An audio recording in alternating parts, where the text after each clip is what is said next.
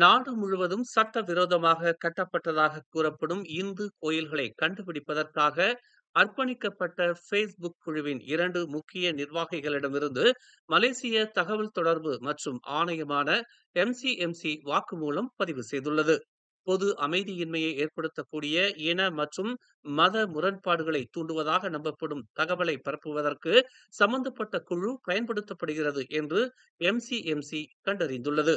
பொதுமக்களின் புகார்களை தொடர்ந்து மார்ச் 27ஆம் தேதி காலை 9 மணிக்கு சைபர் ஜெயாவில் உள்ள அதன் தலைமையகத்தில் தனிநபர்களின் அறிக்கைகள் எடுக்கப்பட்டதாக MCMC கூறியது.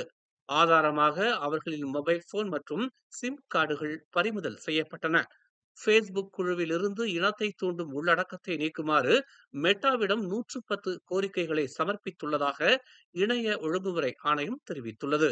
110 கோரிக்கைகளில் 106 உள்ளடக்கம் அதன் சமூக தரத்தை மீறியதாக ஃபேஸ்புக் நிறுவனம் கண்டறிந்தது மற்றும் அகற்றப்பட்டது என்று அது கூறியது. தகவல் தொடர்பு மற்றும் பல்லூடக சட்டம் 1998 பிரிவு 231(1)A கீழ் இந்த வழக்கு விசாரிக்கப்பட்டு வருகிறது. மேலும் சம்பந்தப்பட்ட நபர்களுக்கு 5 லட்சம் வெள்ளி வரை அபராதம், 2 ஆண்டுகள் வரை சிறை தண்டனை அல்லது இரண்டும் விதிக்கப்படலாம் என்பது குறிப்பிடத்தக்கது. எந்த ஒரு இனம் அல்லது மதத்தின் மீது வெறுப்பை தூண்டும் உள்ளடக்கத்தை பதிவேற்றுவதன் மூலம் ஆன்லைன் நெட்வொர்க் சேவைகள் மற்றும் பயன்பாடுகளை தவறாக பயன்படுத்த வேண்டாம் என்று MCMC பொதுமக்களுக்கு அறிவுறுத்தியது.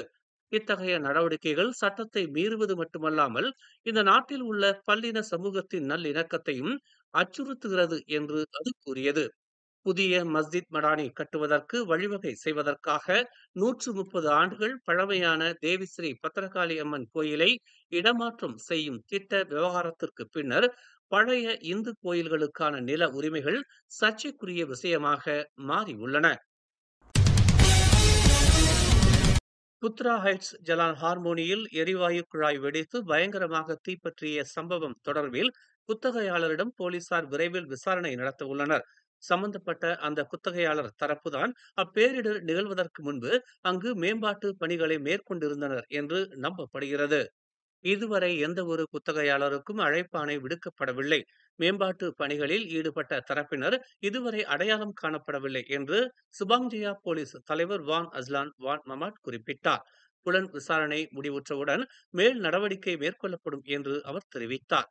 ஊராட்சி அதிகாரிகள் மற்றும் பெட்ரோனாஸ் அதிகாரிகள் ஆகியோர் உட்பட பல தரப்பினரிடம் விசாரணை நடத்தப்பட்டு வேலை பெர்மிட்டுகள் வெளியிடப்பட்டதா என்பது உறுதிப்படுத்தப்படும் என்று சுபாங் ஜெயாவில் சம்பவ கட்டுப்பாட்டு சாவடியில் செய்தியாளர்கள் மத்தியில் அவர் தெரிவித்தார்.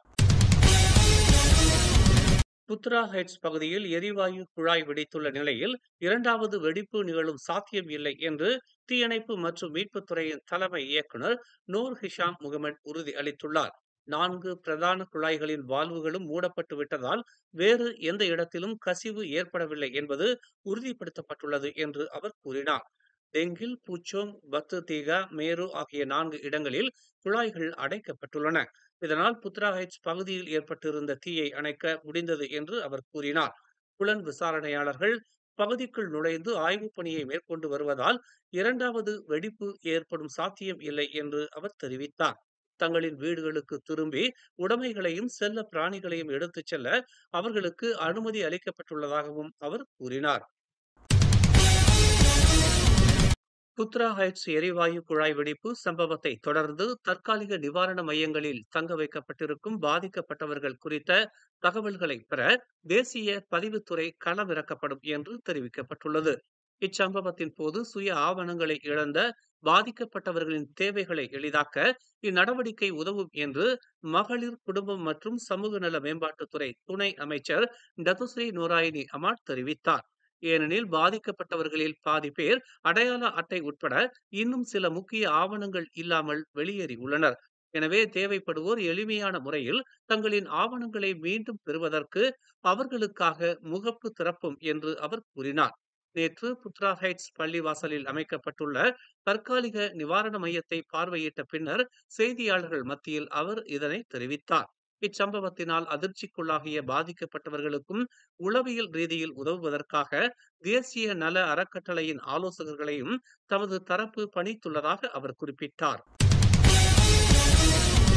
ஆஸ்திரேலியாவில் SARS-CoV-2 எனும் புதிய வகை கிருமிகளின் பரவல் அதிகரித்துக் கொண்டிருக்கிறது. ASP 8.1 எனும் அக்கிருமிகள் ஒமிக்ரான் மற்றும் JN1 கிருமிகளின் பிந்தைய மறு உருமாற்ற கிருமிகள் ஆகும் என்று குறிப்பிடப்பட்டுள்ளது. இக்கிருமிகள் கடந்த ஆண்டு ஜூலை மாதத்தில் முதல் முறையாக கண்டுபிடிக்கப்பட்டது.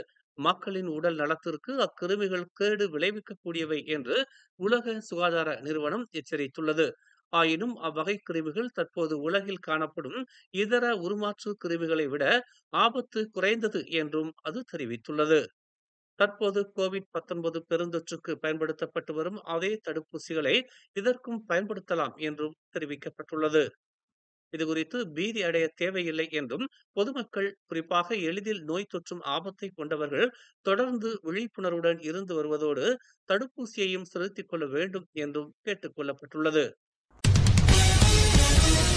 மேலும் செய்திகளை தெரிந்து கொள்ள தமிழ் மலர் நாளிதழை பாருங்கள். உடனுக்குடன் செய்திகளை தெரிந்து கொள்ள தமிழ் மலர் இணையதளம், தமிழ் மலர் செயலி மற்றும் மலர் டிவி யூடியூப் சேனலை வலம் வாருங்கள். எங்களோடு இணைந்திருக்க மலர் டிவியை பதிவு செய்து கொள்ளுங்கள். உறவுகள் மகிழ்ந்திட விருப்பம் மற்றும் பகிர்வு சேவையை சொடுக்கிடுங்கள்.